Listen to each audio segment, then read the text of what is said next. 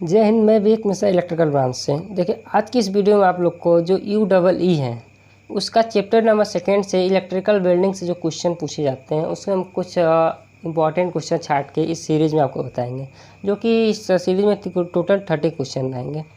ठीक है, तो चलते हैं पहले क्वेश्चन की तरफ बढ़ेंगे। उससे पहले आप लोग चैनल पर नए हैं तो चैनल को सब्सक्राइब कर लीजिएगा, साथ ही बेल आइकन को प्रेस कर लीजिएगा। क्वेश्चन नंबर 1 की तरफ बढ़ते रहिए। क्वेश्चन नंबर 1 दिया गया है। तो क्वेश्चन नंबर 1 दिया गया है कि आर्क वेल्डिंग में इलेक्ट्रोड द्वारा पिघली धातु को कहते हैं। ऑप्शन आपके देखिए 4 आपके स्क्रीन पर दिखाई दे रहे हैं। पहला दिया गया ऑप्शन फिलर धातु, दूसरा दिया गया बेस धातु, तीसरा दिया गया आर्क धातु और चौथा दिया गया इनमें से कोई नहीं। तो इसके देखिए इसका ऑप्शन आपका सही हो जाएगा। ऑप्शन नंबर ए, उसका पिघली धातु क्या कहते हैं? फिलर धातु। ठीक है, ऑप्शन कौन सा हो गया? ऑप्शन नंबर ए फिलर धातु आपका सही हो गया। नेक्स्ट सवाल की तरफ चलते हैं, देखते हैं नेक्स्ट क्या दिया गया है। दिया गया है आर्क का पूरा नाम है। ठीक है, तो आर्क का पूरा नाम क्या है? आपका ऑप्शन नंबर 1 सही हो जाएगा। आर्क का नाम होता है सिस्टर रिकंस्ट्रक्शन कंपनी। ठीक है, नेक्स्ट क्वेश्चन की तरफ बढ़ते हैं। देखिए नेक्स्ट क्वेश्चन तीसरा क्या दिया गया है। देखिए क्वेश्चन नंबर तीसरा दिया गया है आपका कि आर्क वेल्डिंग में आर्क का तापमान होता है। देखिए ऑप्शन भी दिए गए आपके 100 डिग्री सेल्सियस दिया गया, 1000 डिग्री सेल्सियस दिया गया है और 3500 डिग्री सेल्सियस दिया गया, 35000 डिग्री सेल्सियस दिया गया है। ठीक है, तो आपका ऑप्शन नंबर ये 3rd हो जाएगा सही। 3500 डिग्री सेल्सियस होता है आपका आर्क वेल्डिंग का तापमान। ठीक है, नेक्स्ट क्वेश्चन की तरफ चलते हैं। देखिए क्वेश्चन नंबर 4 की तरफ चलते हैं। क्वेश्चन नंबर 4 क्या दिया गया है। आर्क को उत्पन्न किया जा सकता है। दिया गया ऑप्शन 1 दिया गया AC करंट, दूसरा दिया गया DC करंट और तीसरा दिया गया इधर AC और DC दोनों, और चौथा दिया गया है इनमें से सभी। देखिए इसका ऑप्शन नंबर आपका 3rd सही हो जाएगा कि आपका AC और DC दोनों से उत्पन्न किया जा सकता है। ऑप्शन नंबर 3rd आपका इस पर सही हो जाएगा। ठीक है, नेक्स्ट क्वेश्चन की तरफ चलते हैं। देखिए नेक्स्ट क्वेश्चन क्या दिया गया है। देखिए नेक्स्ट क्वेश्चन 5वां क्या दिया गया है कि आर्क वेल्डिंग में AC आपूर्ति प्रणाली पर वोल्टेज का रेंज होता है, मतलब वोल्टेज इसमें कितना देना है। ऑप्शन दिया गया 1000 वोल्ट से 1200 वोल्ट, बी दिया गया 400 वोल्ट से 500 वोल्ट और सी मतलब इसका 3rd ऑप्शन दिया गया 200 से 250 वोल्ट और इसका जो चौथा नंबर का ऑप्शन है 70 से 100 वोल्ट। ठीक है, तो आपका ऑप्शन नंबर यही सही है, ऑप्शन नंबर 4 जो 70 से 100 वोल्ट आपका आवश्यकता होता है। ठीक है, क्वेश्चन नंबर 6 की तरफ चलते हैं। क्वेश्चन नंबर 6 दिया किया गया है। दिए गए इसमें आर्क वेल्डिंग में एक बार आर्क बनाने के बाद आर्क को बनाए रखने के लिए आवश्यक वोल्टेज होगा। ऑप्शन भी देखिए इसका भी क्या दिया गया है 20 से 30 वोल्ट, 100 से 120 वोल्ट, 200 से 220 वोल्ट और 500 से 1000 वोल्ट। तो इसका ऑप्शन होता है 20 से 30 वोल्ट आपको बनाए रखा जाता है। ठीक है, तो ऑप्शन नंबर कौन सा हो जाएगा? ऑप्शन नंबर 1 आपका सही हो जाएगा। ठीक है, ऑप्शन नंबर 1 मतलब इसको हम ए लिख सकते हैं। ऑप्शन नंबर ए आपका करेक्ट आंसर। ठीक है, क्वेश्चन नंबर 7 की तरफ बढ़ते हैं। देखिए क्वेश्चन नंबर 7 क्या दिया गया है। दिया गया आर्गन आर्क वेल्डिंग में इलेक्ट्रोड बना होता है, मतलब आर्गन आर्क जो वेल्डिंग होता है उसमें इलेक्ट्रोड मतलब जो रॉड लगाया जाता है वो बना होता है। ऑप्शन दिया गया कार्बन का बना होता है कि बी, इसका ऑप्शन नंबर 2 क्या दिया पूछा गया, कहा गया इसमें कि स्टील का बना होता है और 3rd क्या दिया गया टंगस्टन पूछा गया है और दिया गया कि नो इलेक्ट्रोड, इसमें इलेक्ट्रोड का यूज ही नहीं होता है। तो आपका ऑप्शन क्या हो जाएंगे? ऑप्शन नंबर सी मतलब जो 3rd है टंगस्टन का बना होता है। ठीक है, आप मारेंगे इसको 3rd वाला मतलब सी ऑप्शन। ठीक है, ऑप्शन लिखने में थोड़ी इधर उधर हो गया, कभी 1 2 3 4 लिख दें, कभी ABCD लिख दें तो उससे थोड़ी कन्फ्यूजन हो जा रही है। ठीक है, तो आपका ऑप्शन सी बोलेंगे मतलब 1 2 3 के हिसाब से 3 आपका हो जाएगा, जो आपका टिक भी मारते रहते हैं तो आप लोग देखते रहिएगा। ठीक है, क्वेश्चन नंबर 7 भी आपका कंप्लीट हुआ। क्वेश्चन नंबर 8 की तरफ चलते हैं। देखिए क्वेश्चन नंबर 8 क्या दिया गया है। दिए गए स्टील रोलों को वेल्डेड किया जाता है, मतलब स्टील रेल जो होते हैं उसमें वेल्डिंग किस पर किया जाता है। ठीक है, ऑप्शन 1 दिया गया है रेजिस्टेंस वेल्डिंग होता है। ठीक है, ऑप्शन 2 दिया है थर्मिट वेल्डिंग होता है। 3rd दिया गया आर्गन आर्क वेल्डिंग होता है और 4th दिया है गैस वेल्डिंग होता है। ठीक है, इसका ऑप्शन नंबर आपका होता है ये जो आप इंपॉर्टेंट है कुछ देख रहे हैं ये वाली, इसका पिछले का ऑप्शन डिलीट करें। ठीक है, ये वाला ऑप्शन नंबर 2 होता है। ठीक, थर्मिट वेल्डिंग किया जाता है। ठीक है, 8वां सही हो गया। अब देखिए 9वां की तरफ चलते हैं। 9वां क्वेश्चन की तरफ करते हैं। देखिए 9वां क्वेश्चन क्या दिया गया। दिया गया वेल्डिंग के दौरान कौन सी किरण निकलती है। बहुत इंपॉर्टेंट क्वेश्चन है। वेल्डिंग इसलिए कहा जाता है कि वेल्डिंग होता है तो डायरेक्ट ऐसे नहीं देखा जाता है, उसके लिए चश्मा आता है एक लगाने वाला, उसे अब लगा देते हैं। ठीक है, तो आप लोग देखे होंगे वेल्डिंग जहाँ भी होता है तो लोग चश्मा पहन के या तो कोई अच्छा एक हेलमेट टाइप में लगा के उसका वेल्डिंग करते हैं। ठीक है, जिससे उसमें कौन सी रे निकलती है उसी को आँख को बचाने के लिए उसका उपयोग करते हैं। देखिए ऑप्शन 1 दिया गया है, किस आखिर वो किरण कौन सी है जिससे हमें अपनी आँखों को बचाना है। देखिए दिया गया है फर्स्ट गामा किरण, दूसरा दिया है विजुअल किरण या दृश्य प्रकाश किरण, सी दिया क्या गया है पराबैंगनी किरण या इसे कहते हैं अल्ट्रावायलेट रे कहते हैं।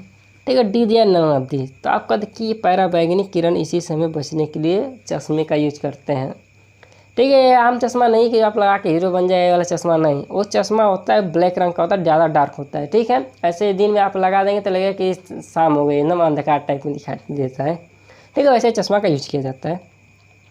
नेक्स्ट क्वेश्चन की तरफ चलते हैं। देखिए नेक्स्ट क्वेश्चन क्या दिया गया है। देखिए 10वां क्वेश्चन दिया गया है, आर्क वेल्डिंग में प्रयोग होने वाला ट्रांसफार्मर कौन सा होता है। देखिए बहुत इंपॉर्टेंट क्वेश्चन, आर्क वेल्डिंग होता है। तो आर्क वेल्डिंग में देखते होंगे कि आप वस्तु को हाथ से टच करते हैं तब पर वेल्डिंग किया जाता है, आपको करंट भी नहीं लगता है। ठीक है, आखिर में वैसे कौन सा ट्रांसफार्मर यूज होता है, तो वो ट्रांसफार्मर स्टेप अप तो रहेगा नहीं। ठीक है, स्टेप डाउन, 1 to 1 इनमें से कोई नहीं। तो देखिए आपका ये ऑप्शन होता है स्टेप डाउन ट्रांसफार्मर। ठीक है, स्टेप डाउन ट्रांसफार्मर का रूल होता है कि वो वोल्टेज को क्या करेगा, डाउन करेगा, करंट को हाई करेगा। और करंट हमें ही करंट चाहिए, कहीं करंट ज़्यादा पाएंगे तो इससे आपका आर्क उत्पन्न होता है। ठीक है, तो इस बार कौन सा ट्रांसफार्मर यूज होता है आप लोग याद रखेंगे आपसे, स्टेप डाउन ट्रांसफार्मर। ठीक है, जिसमें वोल्टेज का मान कम से कम आपका 20 वोल्ट तक आपको कर दिया जाता है, इससे आपका धारा का मान कम अधिक हो जाता है। ठीक है, क्वेश्चन नंबर 10वां कंप्लीट हुआ। आप भूलेंगे नहीं, जो भी आप वेल्डिंग मशीन पर जाकर देखेंगे तो दिमाग में तुरंत एक आपको इमेज आना चाहिए, this is a step down transformer. ठीक है, नेक्स्ट क्वेश्चन की तरफ चलते हैं। देखिए 11 नंबर क्वेश्चन क्या दिया है, स्पॉट वेल्डिंग में किस प्रकार का इलेक्ट्रोड होता है। देखिए स्पॉट जो वेल्डिंग होता है धातु इलेक्ट्रोड पूछा गया है। ठीक है, ऑप्शन ए दिया गया स्टील का, बी दिया है तांबा, सी दिया एलॉय, डी दिया इनमें से कोई नहीं। इसका देखिए ऑप्शन होता है इसमें तांबा का यूज किया जाता है, ऑप्शन नंबर बी आपका सही है। ठीक है, किसका यूज होता है आपका तांबा का। ठीक है, अब आगे नेक्स्ट चलते हैं। ये 12 दिया है, स्पॉट वेल्डिंग में कौन सा ट्रांसफार्मर यूज किया जाता है। देखिए इसमें भी ट्रांसफार्मर पूछ लिया, बताएंगे कौन सा ट्रांसफार्मर यूज होता है। ठीक है, स्टेप अप होता है कि ऑटो ट्रांसफार्मर होता है कि स्टेप डाउन का डी। तो इसमें भी आपको क्या होता है कि स्टेप डाउन ही यूज किया जाता है। ठीक है, option number C will be right answer. ठीक है, क्वेश्चन नंबर आगे चलते हैं, 13 की तरफ बढ़ते हैं। देखिए निम्न में से कौन सी रेजिस्टेंस वेल्डिंग नहीं है, मतलब रेजिस्टेंस का वेल्डिंग नहीं है। Spot welding, butt welding, pressure welding. Option number देखिए 4 इसका दे दिया गया परक्यूशन वेल्डिंग।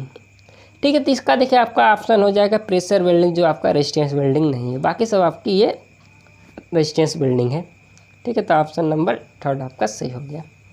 ठीक है, ऑप्शन नंबर 3 इसके हम सी भी लिख देते हैं। ठीक है, आगे देखते हैं, बढ़ते हैं कौन सा देखते हैं आगे क्वेश्चन क्या आता है। एक बात दिया कहता है, देखिए अपसेट बट वेल्डिंग में किस प्रकार का प्रतिरोध अनुभव होता है। इलेक्ट्रिक रेजिस्टेंस अनुभव होता है कि मैग्नेटिक रेजिस्टेंस कि थर्मल रेजिस्टेंस या एयर रेजिस्टेंस। ठीक है, तो क्वेश्चन नंबर 4 का आपका हो जाता है इलेक्ट्रिक रेजिस्टेंस का अनुभव किया जाता है। ठीक है, तो आपका हो जाएगा electric resistance, option number A आपका सही है। ठीक है, आगे चलते हैं क्वेश्चन नंबर 15 की तरफ देखते हैं। क्वेश्चन नंबर 15 क्या कहा गया है कि फ्लैश बट वेल्डिंग प्रक्रिया से निम्नलिखित में से किसे आसानी से वेल्ड किया जा सकता है। फर्स्ट ऑप्शन आपका दिया है टीन, बी दिया गया है लेड, सी दिया है कास्ट आयरन और डी दिया गया कार्बन स्टील। तो आपका ऑप्शन नंबर इसका डी हो जाएगा, कार्बन स्टील को हम इस प्रक्रिया से हम लोग वेल्ड करते हैं। ठीक है, आप अगले क्वेश्चन की तरफ बढ़ते हैं। क्वेश्चन नंबर 16 स्पॉट वेल्डिंग में प्रयुक्त इलेक्ट्रोड किस सामग्री के बने होते हैं। ऑप्शन ए दिया है only copper, copper and tungsten, B दिया गया इसका, सी दिया गया कॉपर एंड क्रोमियम और डी आपका दिया कॉपर एंड एल्युमिनियम। तो आपको जानते हैं कि जो इसका इलेक्ट्रोड होता है आपका बना होता है कॉपर एंड एल्युमिनियम से मिलके। ठीक है, इस बार ऑप्शन नंबर इसका क्या हो जाएगा, डी ऑप्शन नंबर सही हो जाएगा।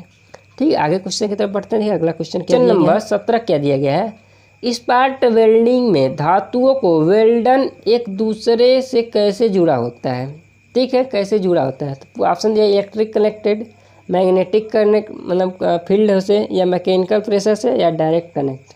ठीक है, 17 वाला क्वेश्चन आपका ऑप्शन में ये 4 दिए गए हैं, इसका ऑप्शन नंबर आपका होगा मैकेनिकल प्रेशर द्वारा जुटा होता है। ठीक है, वेल्डिंग स्पॉट वेल्डिंग में। ठीक है, तो आपका हो जाएगा मैकेनिकल प्रेशर से, ये ऑप्शन नंबर सी सही हो जाएगा। ठीक है, आगे चलते हैं, क्वेश्चन कुछ और अच्छे से देखते हैं।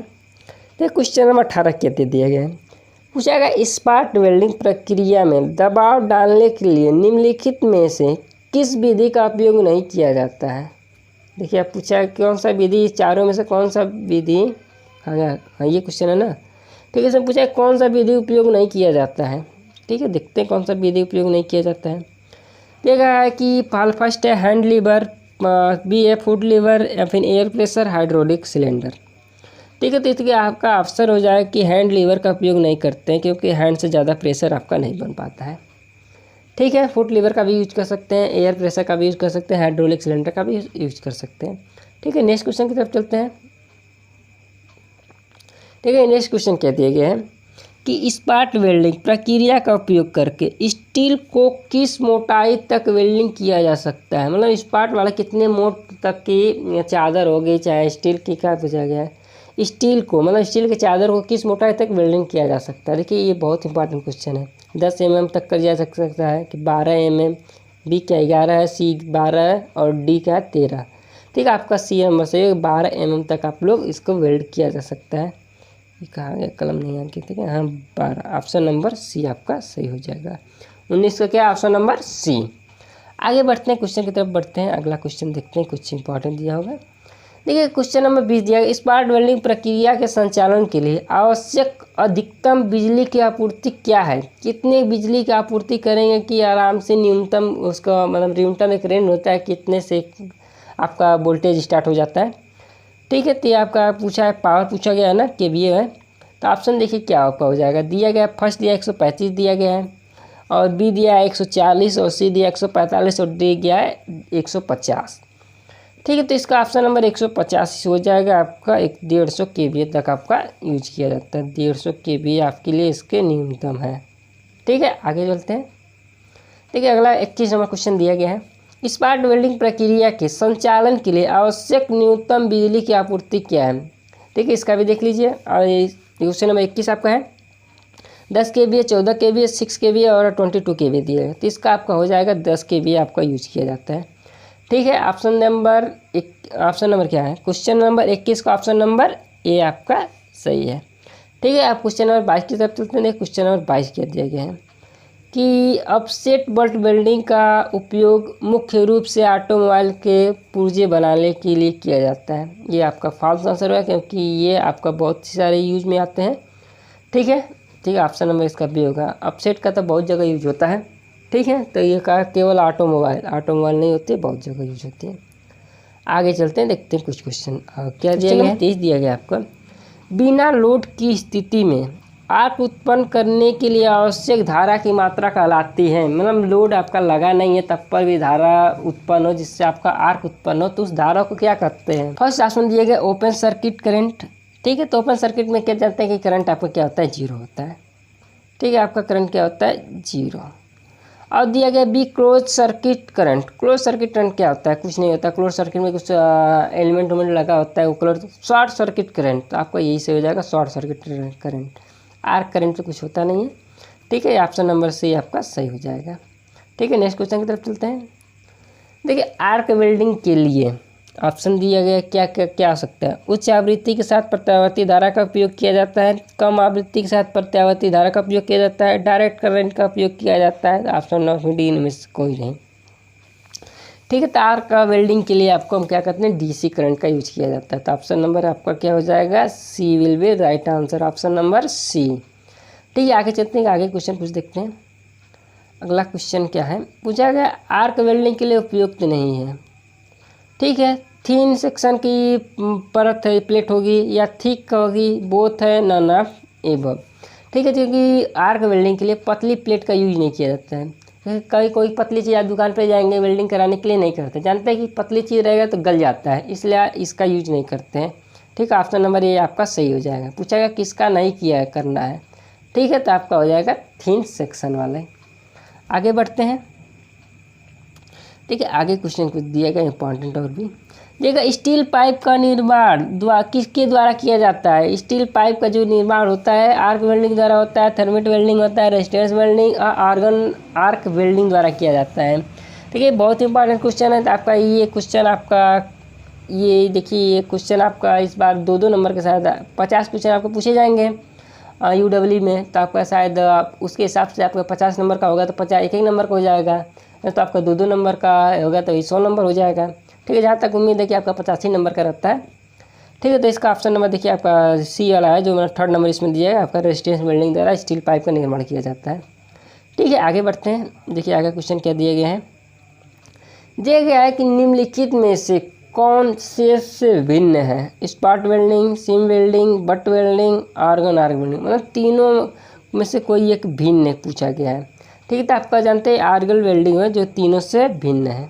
ठीक है, spot welding, seam welding, butt welding, argon arc welding, क्योंकि इसमें देखिए आर्क वाला सिस्टम है। ठीक है, इसमें सब दोनों ये तीनों से भिन्न है। ठीक है, ऑप्शन नंबर सी, आप ऑप्शन नंबर ये डी है ना, ऑप्शन नंबर डी सही हो जाएगा। ठीक है, आगे चलते हैं।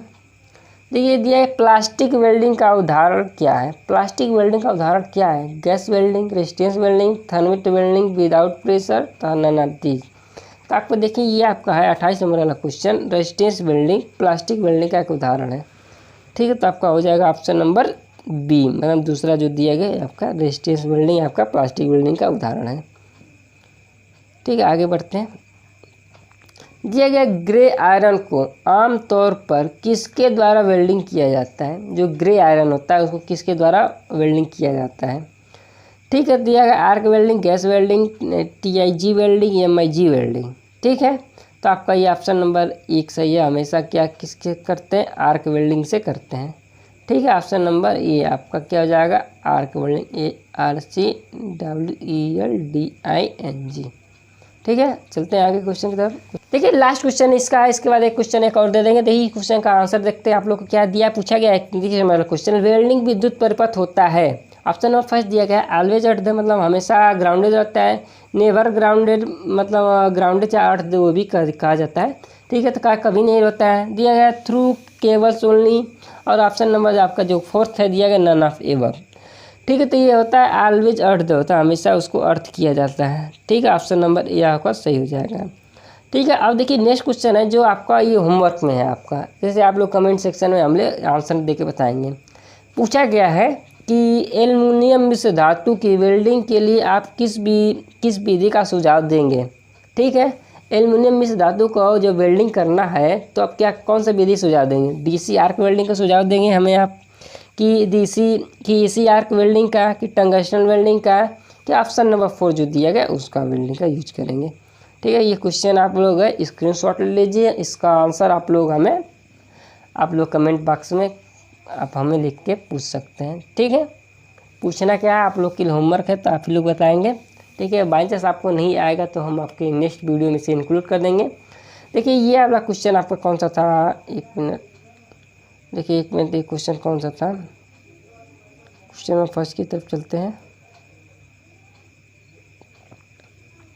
एक ही बार जाना पड़ेगा क्या? एक मिनट रुकिए आप लोग।